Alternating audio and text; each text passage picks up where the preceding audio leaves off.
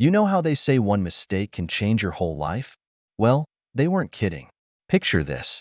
Me, Sarah, usually the good wife, in a hotel room at a conference, lost in the arms of Mark, a guy from work. Sounds like a cheap romance novel, right? Except in those novels, they don't show you the aftermath. They don't show you losing everything. It all came crashing down when David, my husband, found those damn messages. Sarah, what the hell is this? He demanded, holding up my phone like it was a dirty rag.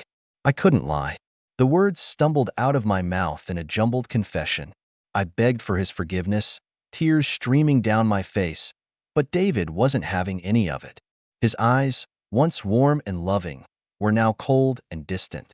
I want a divorce, he said, his voice void of emotion. I felt my world spin. I moved out and started living with Mark. But guess what? The charming man from the conference was now distant and aloof. The adventure was over, and reality hit him too, I guess. Meanwhile, David turned his grief into action. He filed for divorce and aimed for full custody of our kids, Jenny and Max. My heart ached at the thought of losing them. Desperate, I hired a lawyer. But let's face it, David's a shark in the courtroom. He knew exactly how to play his cards. I was drowning, trying to keep my head above water. But the current was too strong. Each day brought a new battle. Living with Mark wasn't the dream I thought it would be. He was hardly home. And when he was, it was like living with a ghost of the person I thought I knew. David, on the other hand, was relentless. Every move I made, he was 2 steps ahead. The divorce proceedings felt like a war, and I was losing. You see, in those foolish moments at the conference, I didn't just betray David. I betrayed my whole family. Jenny and Max became pawns in this twisted game, and I was the one who put them there. I'd lie awake at night in the bed I made, next to a man who was already halfway out the door, wondering how I let things get this far. Living without my kids felt like a nightmare. David's house, once my home, was now just a place I used to know. The laughter, the memories, everything gone in the blink of an eye. I clung to the hope of winning them back, but even my lawyer seemed to doubt our chances. David's good, Sarah, really good, he'd say with a sigh after each court session. I started to see the world through a different lens. Every happy family I saw was a reminder of what I'd lost. The love and trust I'd taken for granted with David were now shattered pieces I couldn't put back together. And Mark? Well, he was just a shadow of a dream, a mistake that cost me everything. It was a harsh lesson learned in the cruelest way possible. They say life goes on, but for me, it was more like stumbling through the ruins of the life I once had. The life I destroyed with a single, impulsive mistake. If someone had told me a year ago that I'd be sitting here, alone in a dingy apartment, with my life in shambles, I'd have laughed in their face. Sarah, the dependable, the reliable, now just a shadow of her former self. That's what happens when your world turns upside down in the blink of an eye. When the truth about me and Mark came out, it was like a bomb going off in my life. My friends and family, the ones I thought would stick by me through thick and thin, looked at me like I was a stranger. Their shocked expressions and hushed whispers cut deeper than any sharp words. They distanced themselves, one by one, until I was left utterly alone. Then came the job loss. "We have to let you go, Sarah," my boss said, not meeting my eyes. The scandal had seeped into every aspect of my life, staining my professional reputation. I'd worked there for over a decade, and just like that, I was out. No reference, no support, nothing. But the real kicker? Mark, the man I risked everything for, dropped a bombshell of his own. He was married. Married. And just like that, he ended things. No apologies, no explanations. I was left reeling, wondering how I could have been so blind. And David, my once loving husband, made sure I felt the full weight of my mistakes. He froze our joint accounts, leaving me scrambling financially.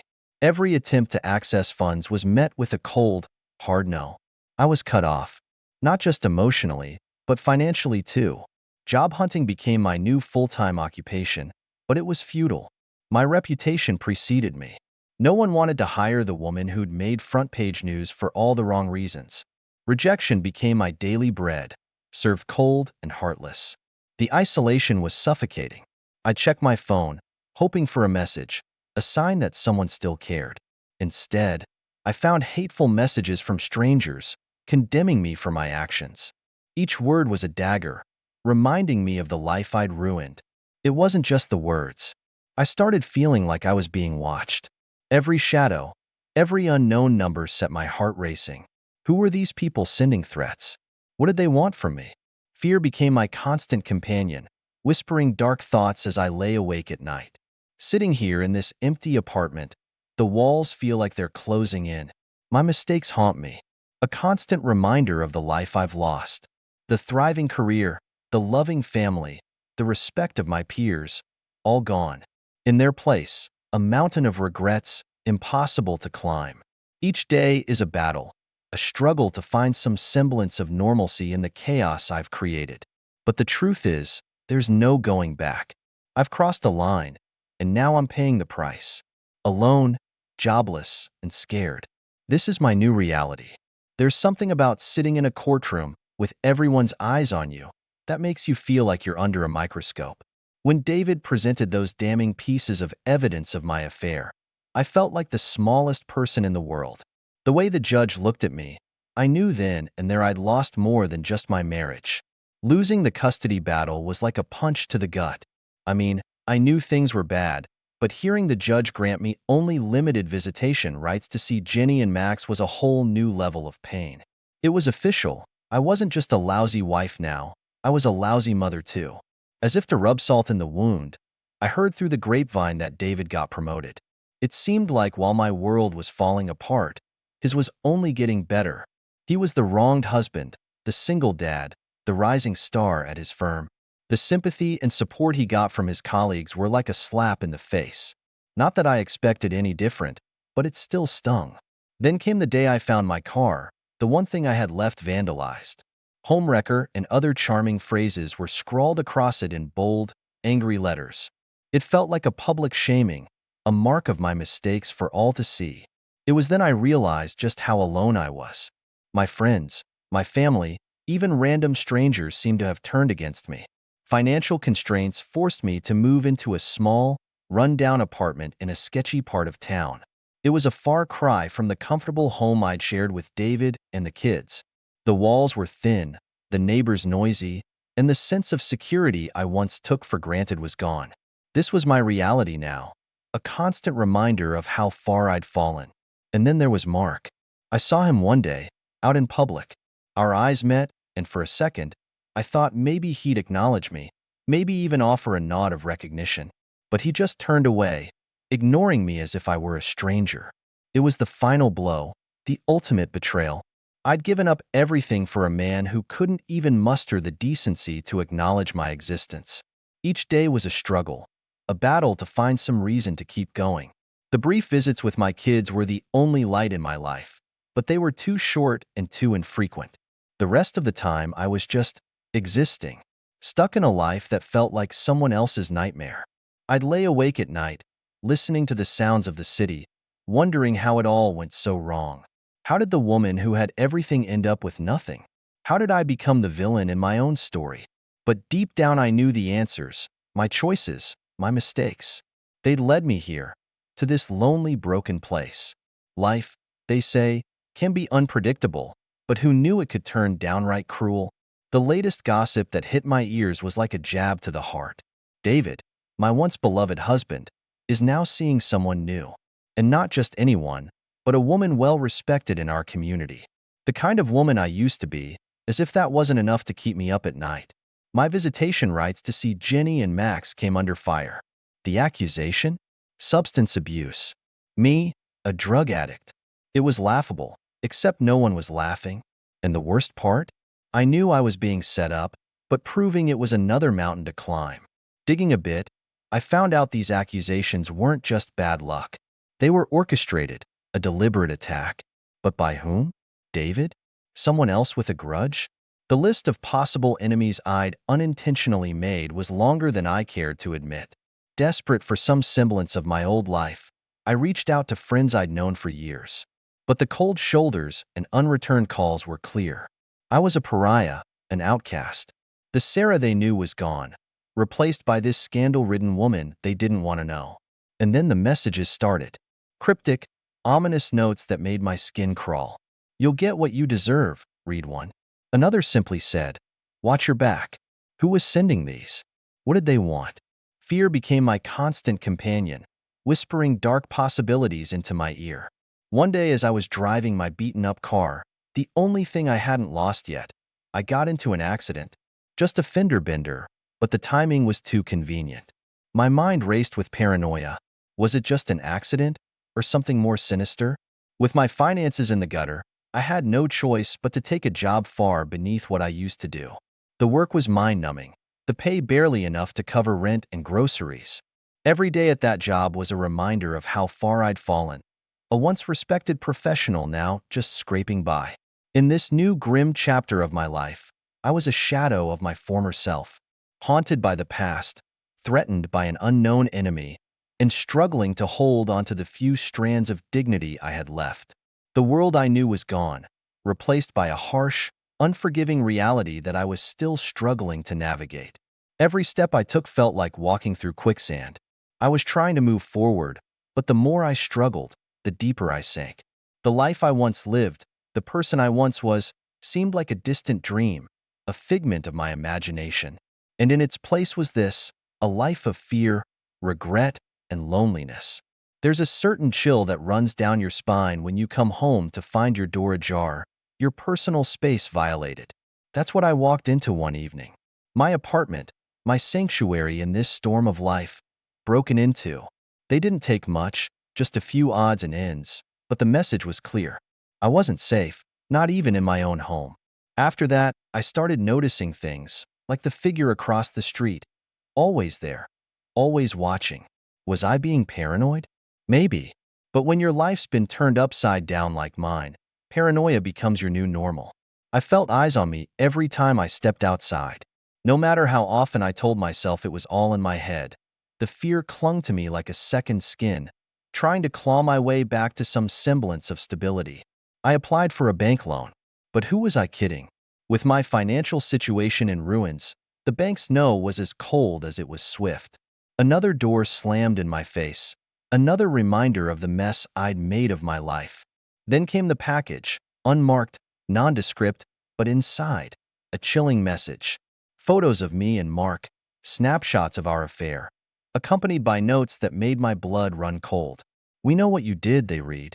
Who was we, and what did they want from me? In desperation, I confronted David, my ex-husband. Could he be behind this? But when I accused him, he just looked at me with a mixture of pity and disdain. "You think I have time for this, Sarah?" he asked, and something in his tone told me he was telling the truth. He wasn't my tormentor. So who was? As if things couldn't get worse, I found myself accused of shoplifting. Me, a thief? It was ludicrous. But there I was, in a store, being held by security, my face burning with shame. Thankfully, I managed to prove my innocence, but the incident left a bitter taste in my mouth. Someone was setting me up, trying to break me. But why? The news about Mark came as a shock. He'd been in an accident, badly hurt. I hadn't seen him since our affair ended, but hearing about his condition stirred something in me. Guilt, concern. I couldn't quite place the feeling. Our affair might have been a mistake, but I never wished him harm. Each day brought a new challenge, a new fear. I was living on the edge of a knife, constantly waiting for the other shoe to drop. My life had become a series of unfortunate events, each one pushing me further into despair. The nights were the hardest. Lying in bed, I'd replay the events of my life, wondering how I ended up here. The break-in, the stalker, the bank, the photos, the false accusations.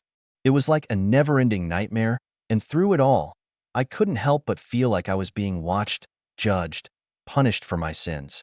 I was a woman on the brink, fighting to keep my head above water in a sea of chaos. Every step forward seemed to push me 2 steps back. But I kept going, because what else could I do? This was my life now, a twisted labyrinth with no clear way out. You know that feeling when you realize you're not just paranoid, but actually right? That's how I felt when I received that video. It was of me and Mark, our first encounter at the conference. But here's the creepy part. It was shot from a distance, like someone was spying on us. It dawned on me then. I'd been watched for a long time.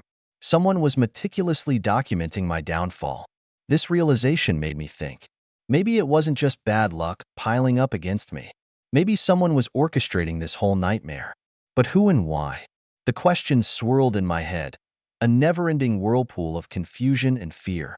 Just when I thought things couldn't get worse, I got evicted. Missed rent payments were the final nail in the coffin for my already dismal living situation. There I was, packing up my life in boxes, each item a reminder of how far I'd fallen.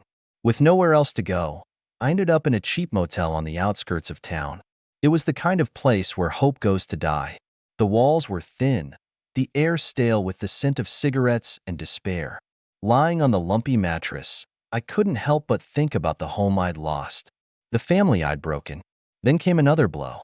I found out my lawyer had been bribed. He'd been underperforming on purpose during my divorce case. It felt like a betrayal. Another trust shattered. I was running out of people to trust, out of places to turn for help. To top it all off, my parents, who'd been my rock through all of this, started to distance themselves. I could hear it in their voices, see it in their eyes. They were pulling away, influenced by someone or something. Was it the community's opinion? David's influence? Or the same person who'd been orchestrating my downfall? Everywhere I turned, doors were closing.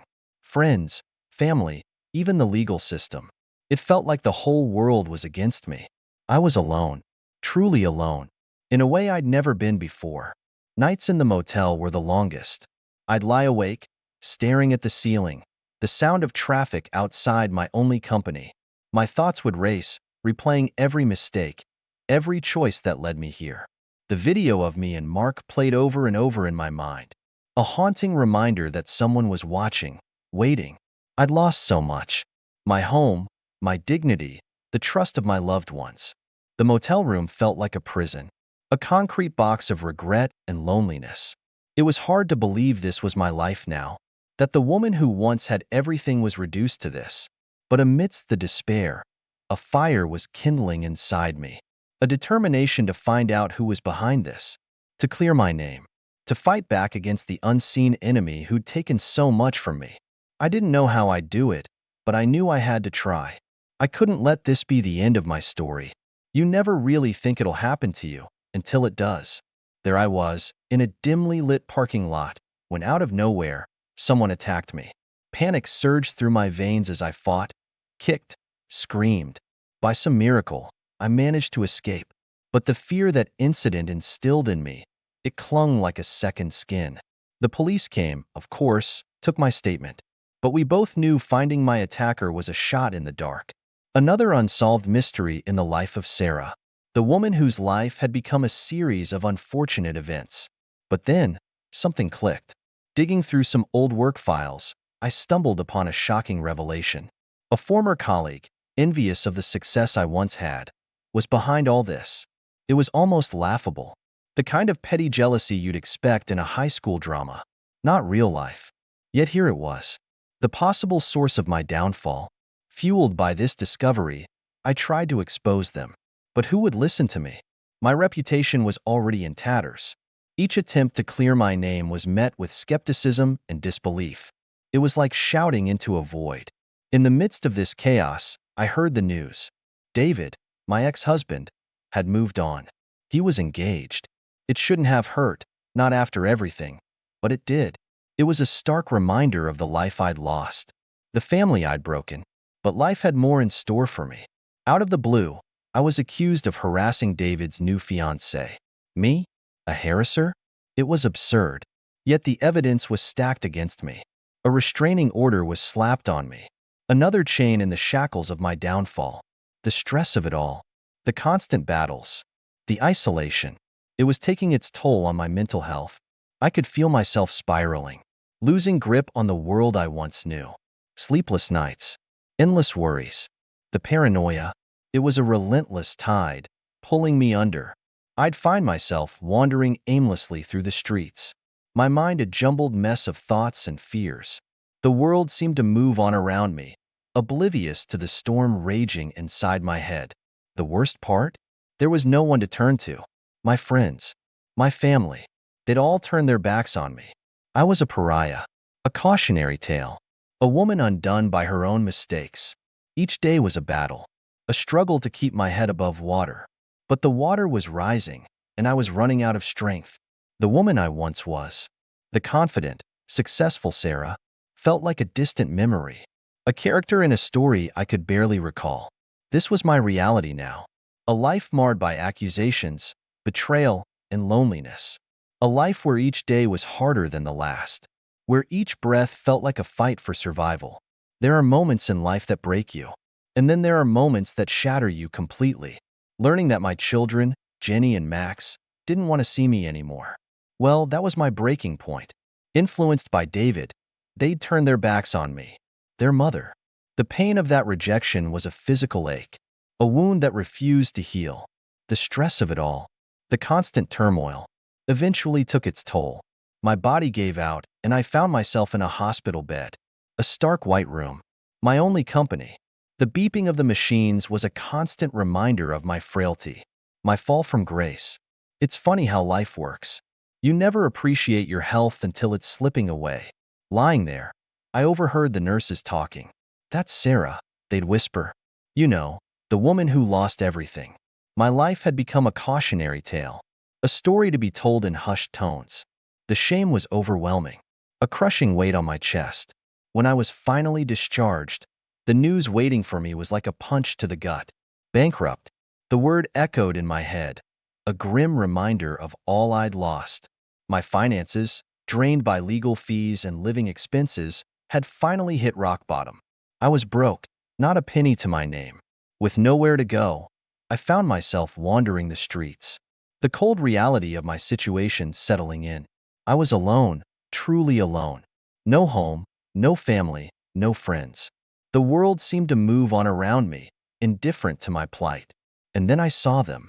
David with his new wife and our children, looking like the perfect family.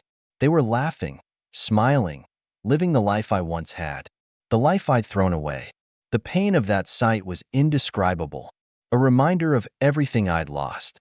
There I stood on the outside looking in, a ghost of my former self. The fall from grace, the loss of my family, my reputation, my dignity. It all hit me at once. The enormity of my mistakes, the consequences of my choices.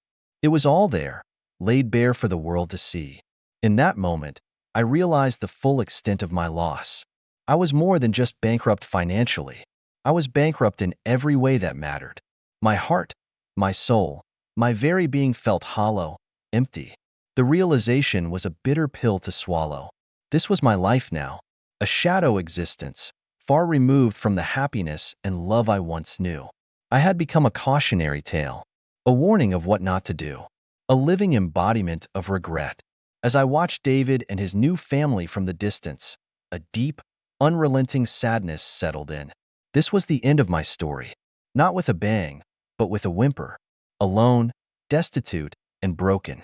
That was the legacy. It was our 23rd anniversary, and there I was, standing in the mirror, adjusting the dress I'd chosen for the evening.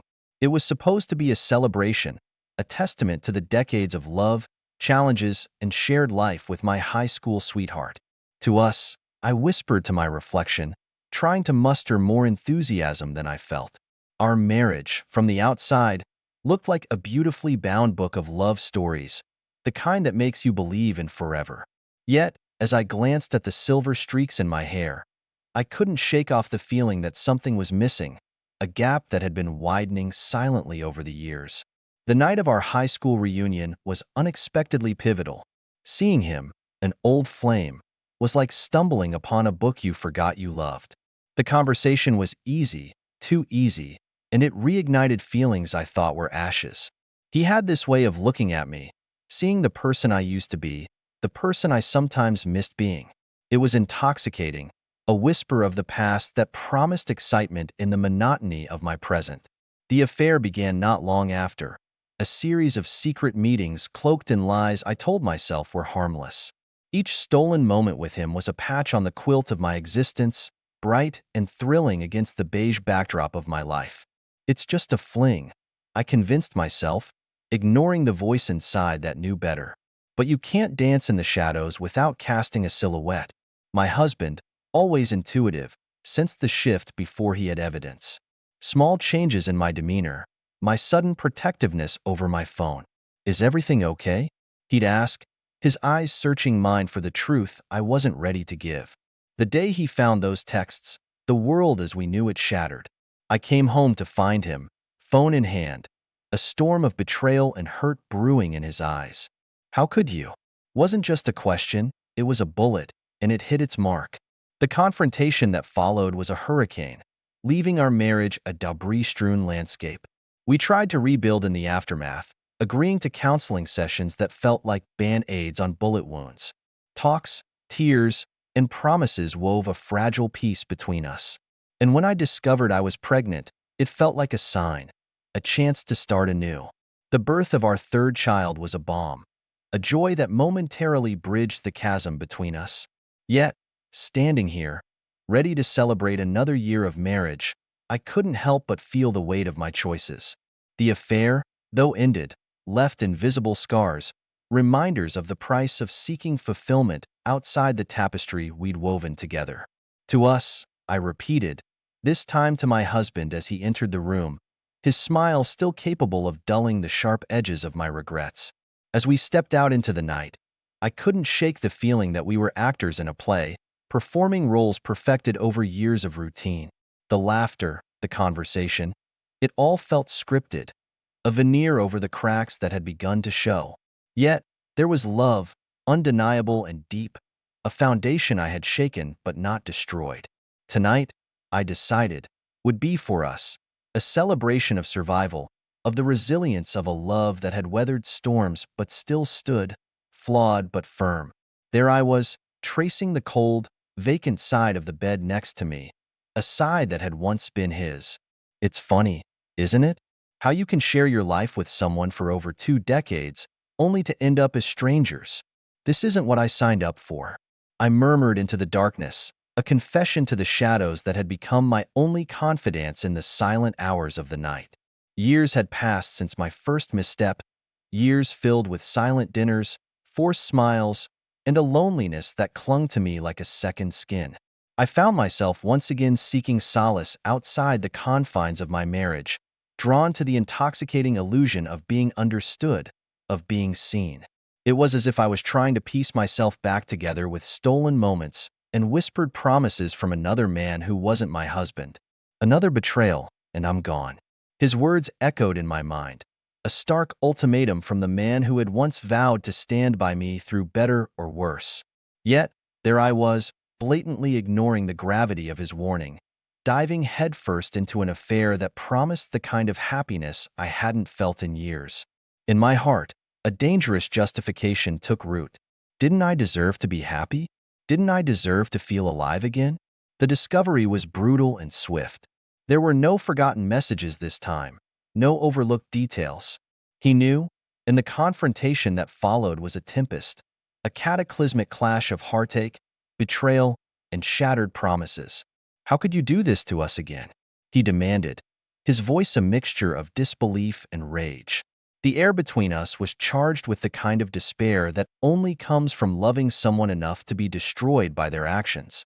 The divorce papers arrived not long after, a tangible symbol of our fractured fairy tale.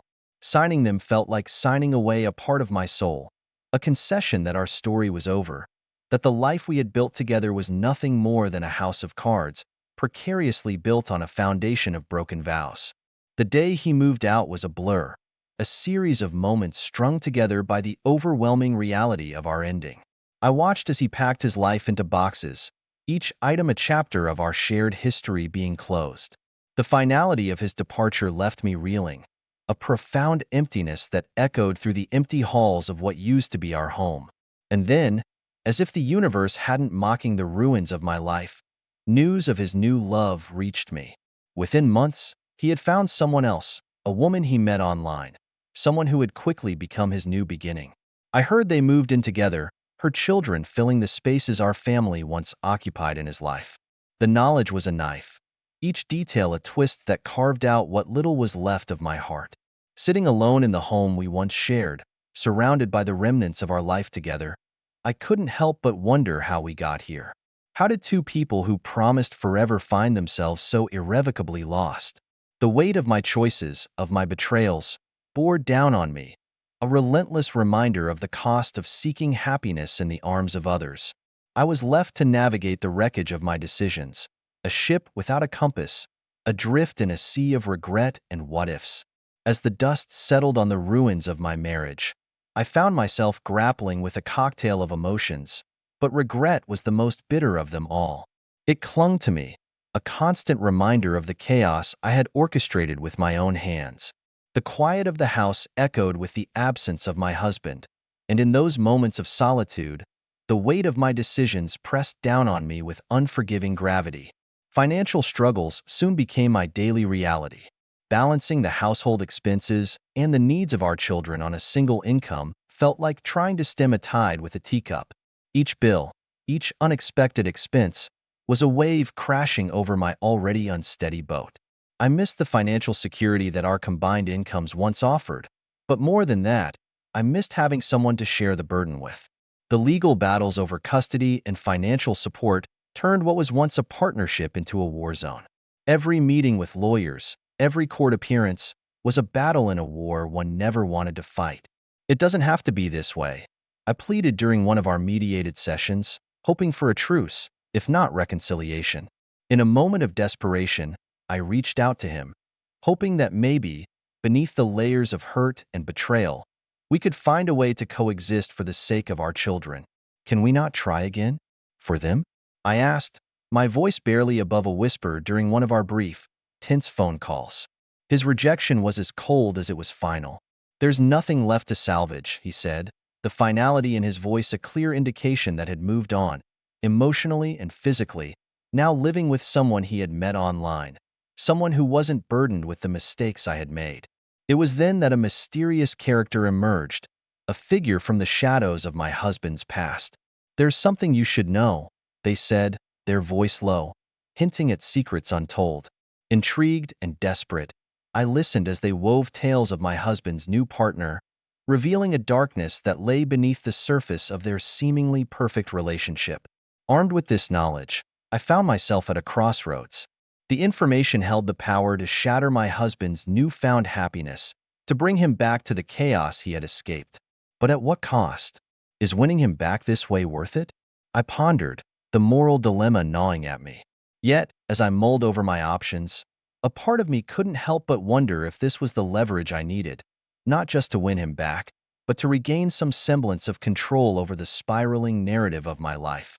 The temptation to use this dark secret to my advantage was a siren call, one that promised a way out of my loneliness and despair, even if it meant venturing further into the murky waters of moral ambiguity.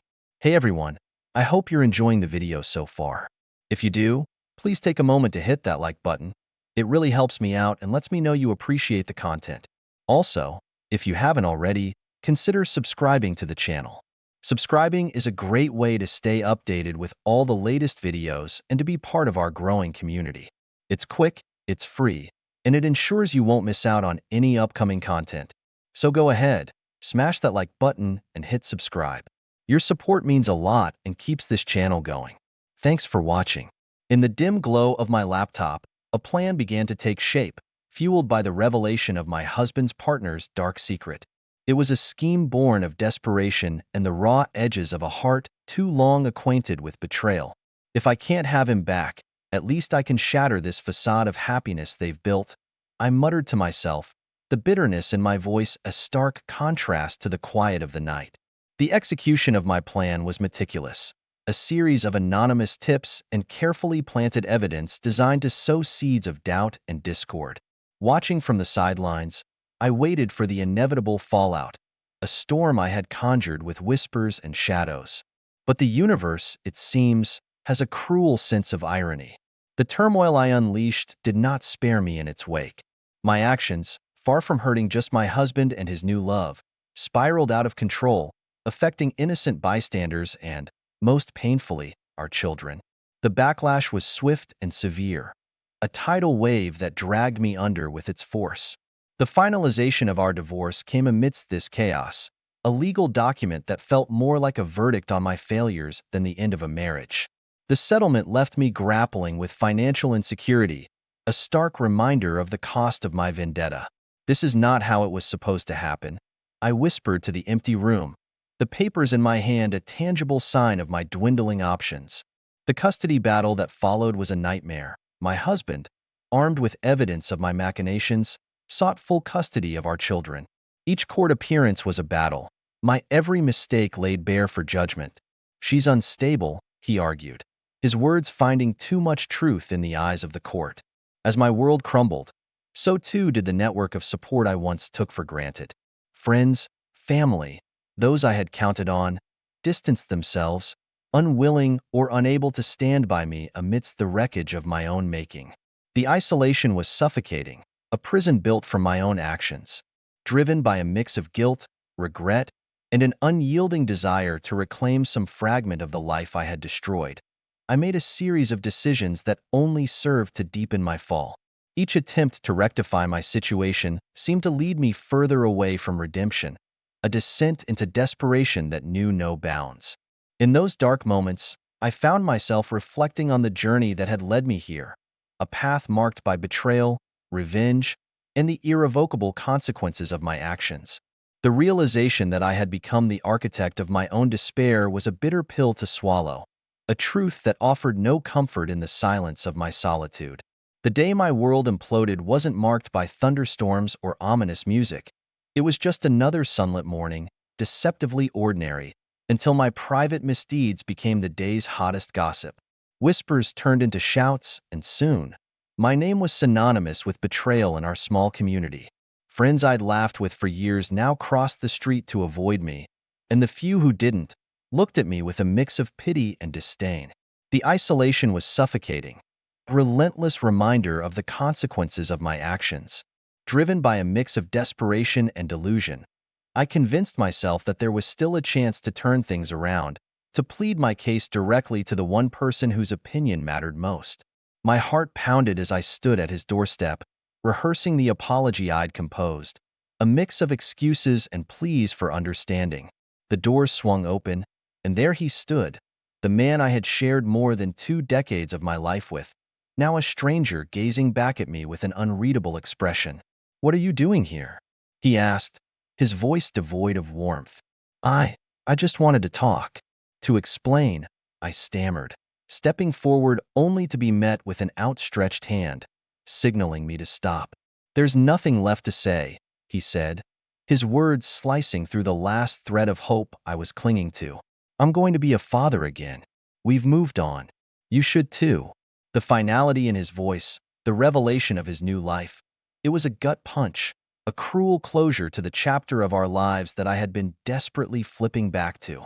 I turned away, the door closing behind me with a soft click that echoed like a gavel in my heart. The custody battle was a nightmare, a tortuous process that stripped me of my dignity and, eventually, my rights to raise my children. The court's decision was influenced by my recent actions, painting me as unstable and unfit. The day I watched my children leave with him, their hesitant glances back at me a mix of confusion and sadness, was the day I truly understood the magnitude of my loss. My downward spiral accelerated from there. Bills piled up, and the once comforting solitude of my home turned into a prison of my own making. I was a pariah, financially destitute and emotionally bankrupt. In a moment of sheer folly, driven by anger and a desire for retribution, I acted out in a way that caught the attention of the law. The charges were minor, but symbolized the final collapse of the facade of respectability I had fought so hard to maintain. Sitting in the cold, sterile room, awaiting my turn to be processed, the reality of my situation finally settled in. I had lost everything. My family, my reputation, my dignity. The reflection staring back at me from the metal surface wasn't someone I recognized anymore. This wasn't the life I had envisioned, nor the person I wanted to be. It was in that moment of stark clarity, surrounded by the consequences of my actions, that the full weight of my downfall hit me. I had orchestrated my own demise, driven by selfish desires and irrational decisions. The road back, if there was one, would be long and fraught with challenges. But first, I had to confront the most difficult task of all, forgiving myself and learning to live with the choices I had made.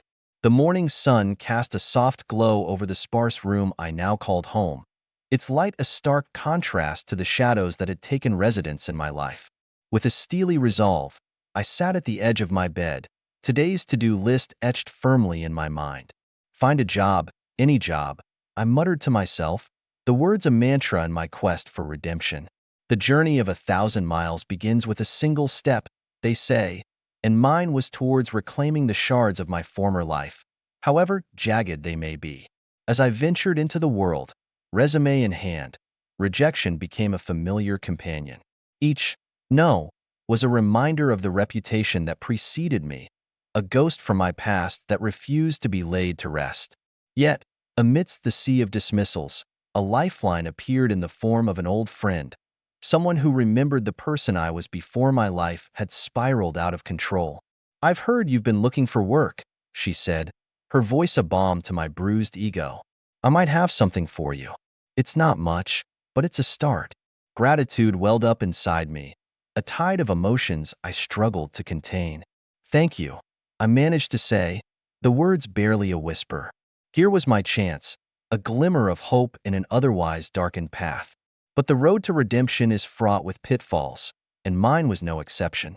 In a moment of weakness, a relapse into the very behaviors that had led to my downfall, I undermined the fragile progress I had made. A foolish mistake, a lapse in judgment, and suddenly, the whispers started again. The stares returned with renewed vigor. The final consequence of my actions was not immediate, but when it came, it was catastrophic.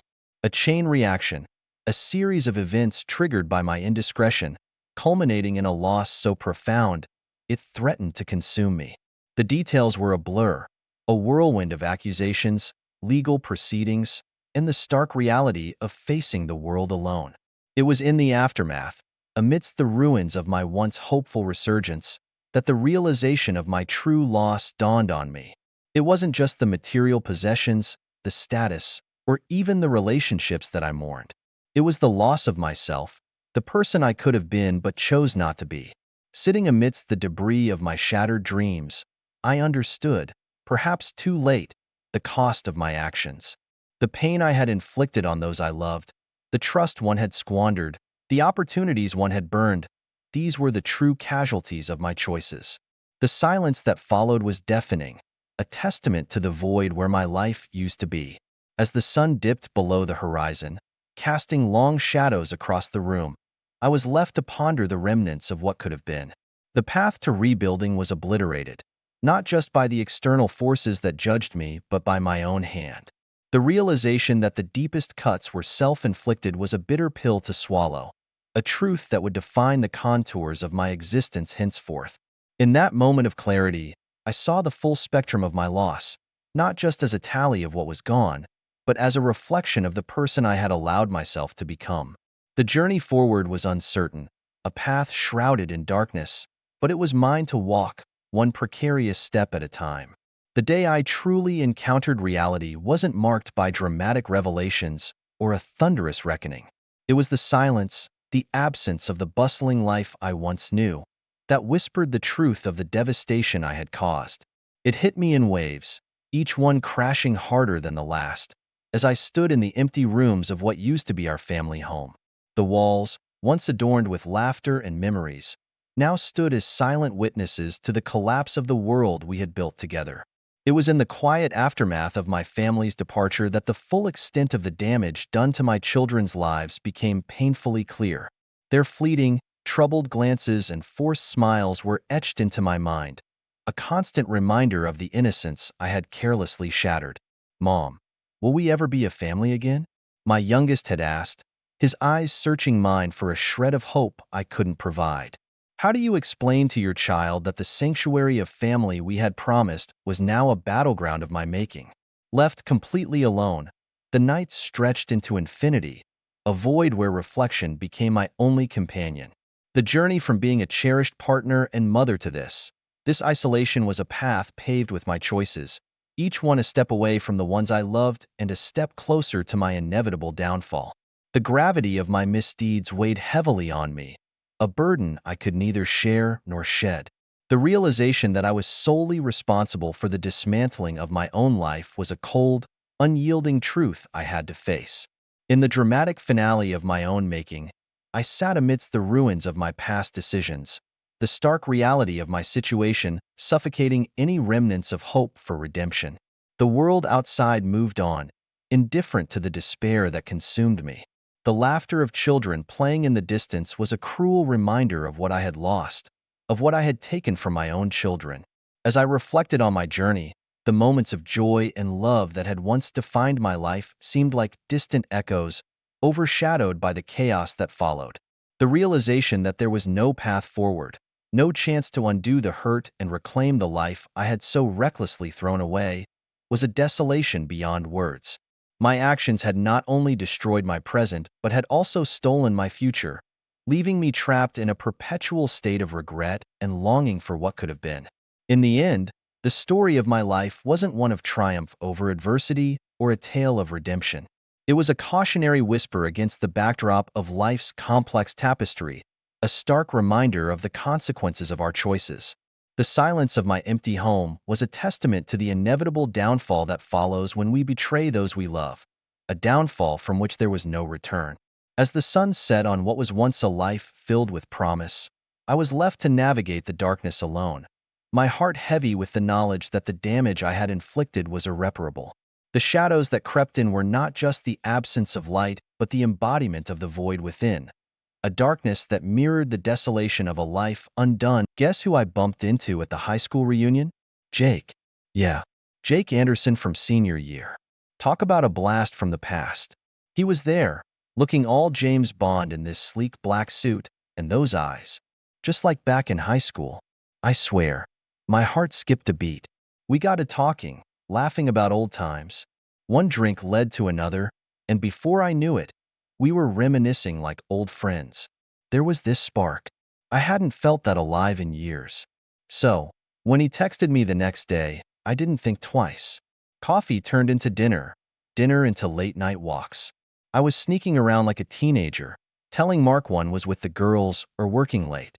Jake was everything Mark wasn't: spontaneous, adventurous, passionate. He'd whisk me away to these little hidden spots in the city, places I didn't even know existed. And his promises. They were like something out of a romance novel. We can have this every day, he'd say, a life full of excitement and passion. I was hooked, completely lost in this fantasy we were building. Meanwhile, at home, things were slipping. I missed Jamie's soccer game, forgot to pay the bills, and dinners were more takeout than home cooked. Mark started to notice. Is everything okay? He'd ask, those worried lines creasing his forehead. You seem distant. I brushed it off, told him he was imagining things. But the guilt, it was eating at me. Yet, I couldn't stop. Jake was like this addiction I couldn't shake off. One night, Mark confronted me. Are you seeing someone else? His voice was shaky, a mix of anger and hurt. I denied it, of course. Told him he was being ridiculous. But the look in his eyes. I knew he didn't believe me. I hated lying to him, to us. But Jake's promises of a thrilling life were too tempting to give up. I was trapped in this web of lies, torn between a fantasy and my reality. And deep down, I knew I was walking on a tightrope that was bound to snap. You won't believe what I did last weekend. I snuck off with Jake to this cozy little cabin in the mountains. It was like something out of a fairy tale, with snow-capped trees and a fireplace that crackled all night long. We were in our own little world, far away from the chaos of real life. No husband, no kids, just me and Jake, lost in our bubble. It was perfect until I got back home. I had been so careful, or so I thought. But I left a trail, a receipt from the cabin tucked in my coat pocket. Of course, Mark found it. His face went white as he held it up, asking, "What's this?" My mind raced, but I just froze, stammering some nonsense about it being a receipt from a work event. He didn't buy it. I could see the doubt in his eyes, the hurt. It killed me to lie to him, to see him like that. But I couldn't confess, not when I was so entangled in this mess with Jake. Jake was pushing me, harder and harder, to make a choice. Leave him, he'd urge. his voice laced with a mix of desire and impatience. We can't keep sneaking around forever. The thought terrified me, yet thrilled me at the same time.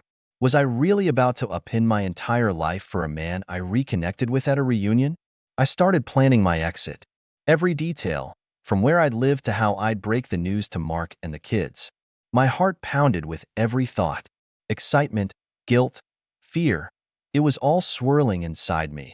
A tornado ready to rip through everything I knew. But there I was, in the dead of night, lying next to Mark, planning my escape.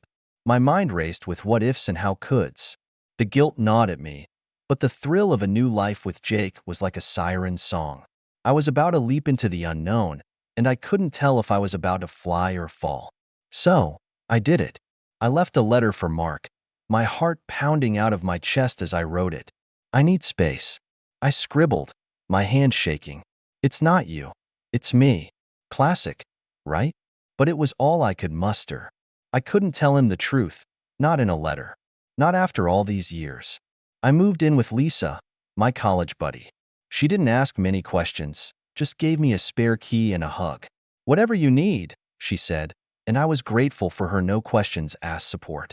But inside, I was a mess. Every time my phone buzzed, I thought it was Mark, but I couldn't face him. Not yet. Mark was shattered, Lisa told me. He'd been calling our mutual friends, trying to piece together what went wrong. I heard he'd spend nights at the local bar, or just sitting in his car outside our house, as if waiting for me to return. It tore me apart, knowing I caused that pain. But there was no turning back now. Meanwhile, things with Jake were heating up. We were like teenagers, reckless and passionate. He'd show up at Lisa's place at all hours, whisking me away on spontaneous adventures. It was exhilarating, being with him, like living in a constant rush of adrenaline. But deep down, I knew this wasn't real life. This was a fantasy, and fantasies don't last. Then, one evening, as we lay tangled in the sheets at some fancy hotel, I mentioned the future. You know, the "where is this going" talk. Jake froze, his eyes darting away. I'm not sure I'm ready for all that, he mumbled. My heart sank. All this time, all these risks, for what? A fling?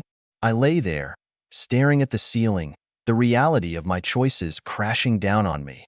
I'd left my husband, my family, for a man who wasn't ready to commit. What had I done? Where did I go from here?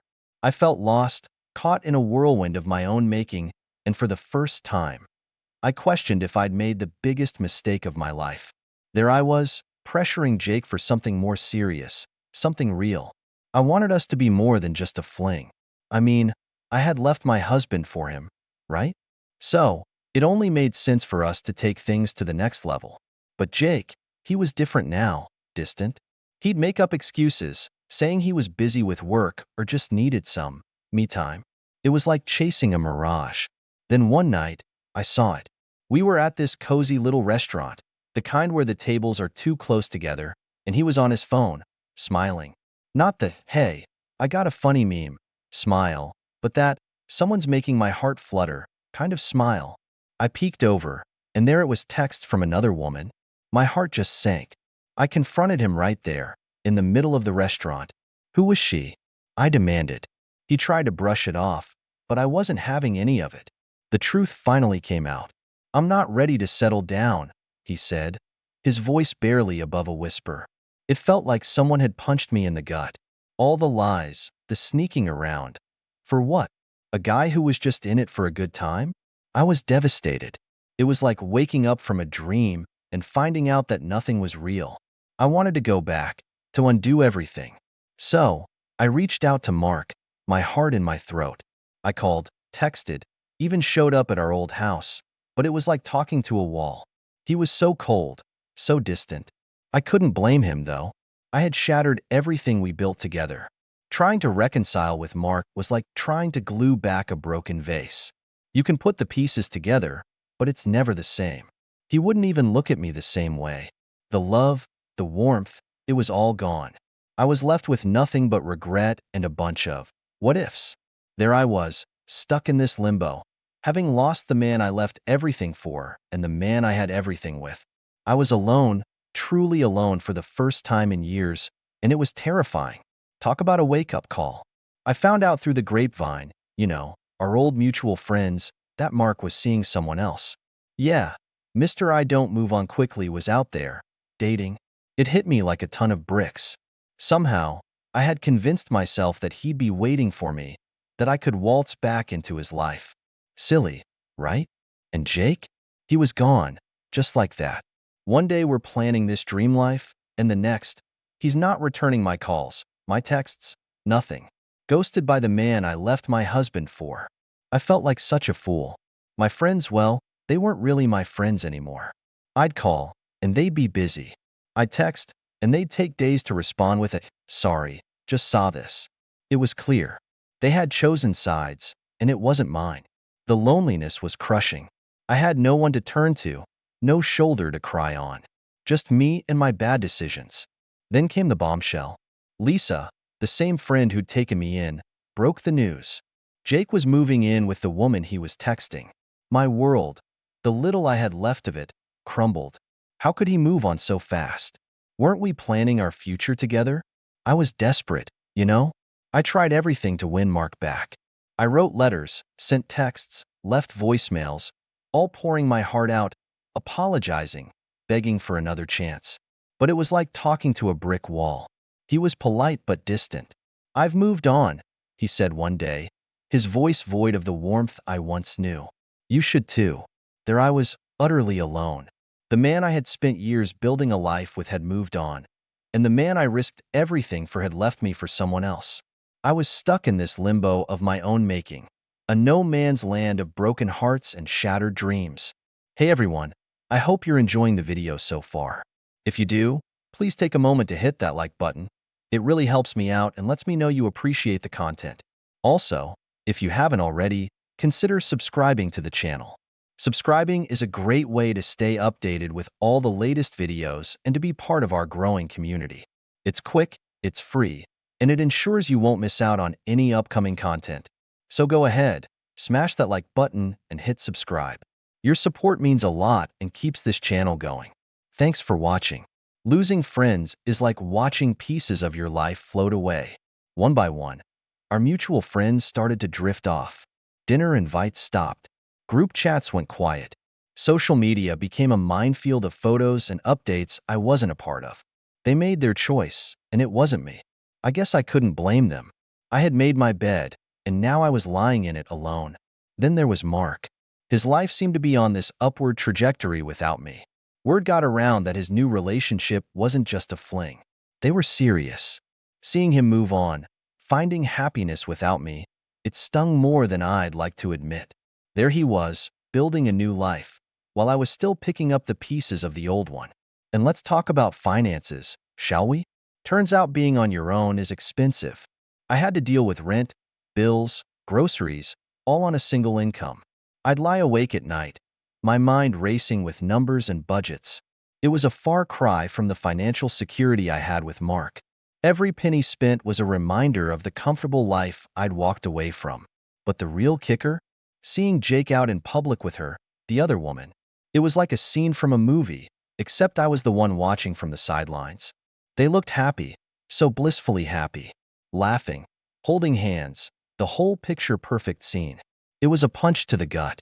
There he was, giving her the life he promised me, the life I left everything for. Everywhere I looked, it was like my choices were mocking me. Friends gone, husband moved on, struggling to make ends meet, and the man I risked it all for happy with someone else. It was a bitter pill to swallow, realizing that every bridge I'd crossed had burned behind me.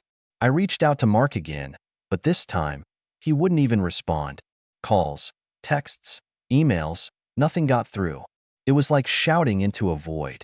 The man I had shared a bed, a life, and dreams with was now a stranger, intentionally unreachable. It was a hard truth to swallow, but I had to face it.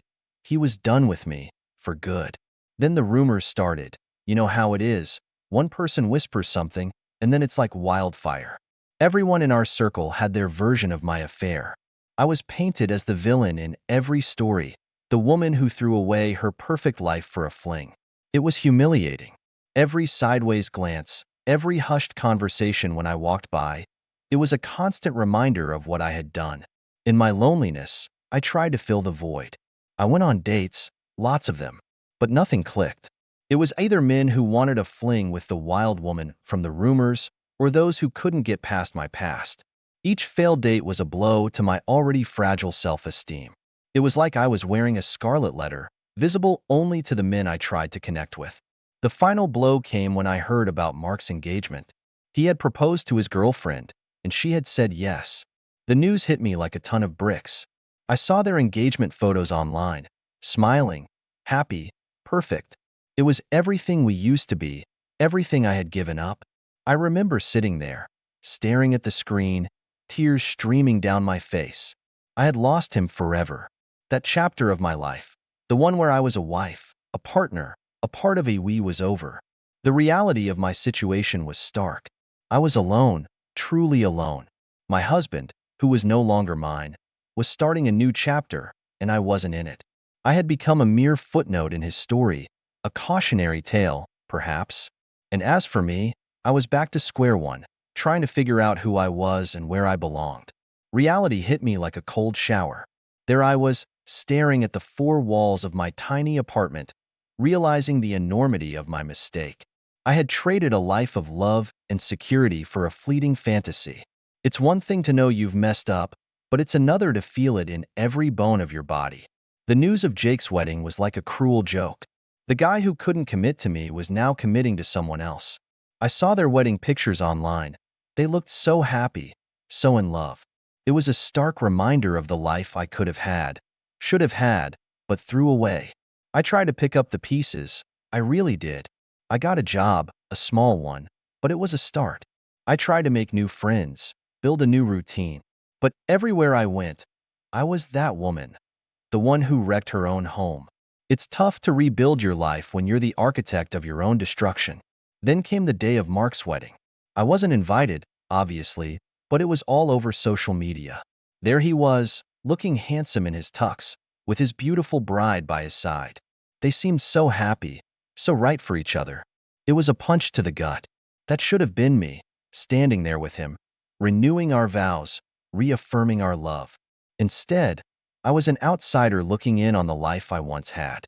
That day, I sat in my apartment, alone, scrolling through the wedding photos. Each picture was a reminder of what I had lost. I had let go of a man who loved me, for a fantasy that turned to dust. The weight of my choices was crushing, but as I sat there, something shifted inside me. It was a tiny flicker of something, not quite hope, but maybe the start of acceptance. I realized that this was my life now, and I had to live it, no matter how broken I felt. The road to redemption was going to be a long one, but it was time to take the first step. Sitting in my tiny, one-bedroom apartment, the weight of my regret was almost tangible. The walls echoed with the loneliness that had become my constant companion. I'd lie awake at night, replaying my choices, each one a stepping stone that led me here, to a life filled with what-ifs and if-onlys. Financially, things went from bad to worse. My job barely covered the basics, and every bill felt like a mountain to climb. I'd gone from a comfortable, worry-free life to counting pennies for groceries. It was a harsh lesson in reality, one that I learned with every overdue notice and declined credit card. This apartment, it was nothing like the home I had with Mark. The walls were thin, the carpet was worn, and the view was just another brick wall. But it was mine, my little corner of the world. I tried to make it feel like home, hanging up curtains, putting out a few plants. But no amount of decorating could fill the void that my decisions had left. Then came the news that twisted the knife even deeper. Mark and his wife were expecting a baby. I saw the announcement on social media. A picture of them, beaming with joy, her hand resting on a growing bump. It was a stark reminder of the life I could have been part of, the family we could have built together. There they were, moving forward, starting a new chapter, while I was stuck in the past, unable to let go. I'd look at their picture, a happy family in the making, and then glance around my sparse apartment. The contrast was jarring.